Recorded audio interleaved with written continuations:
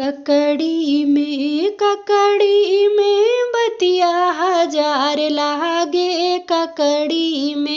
ककड़ी में बतिया हजार लागे। ककड़ी में ऊ ककड़ी तोड़े चली समधी के बहिनिया हो।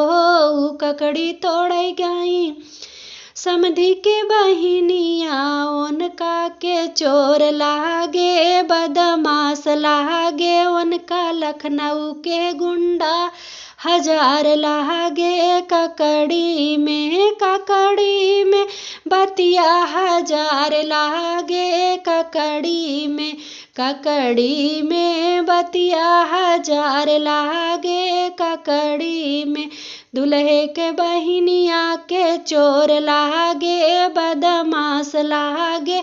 उनका सुल्तानपुर के गुंडा हजार लागे। ककड़ी में बतिया हजार लागे।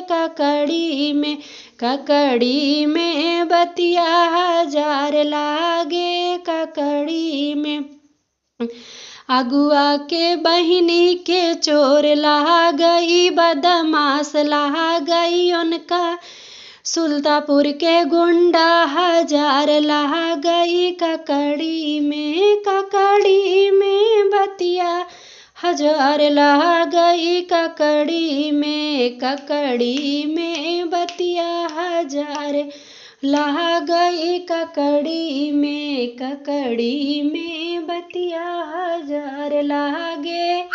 ककड़ी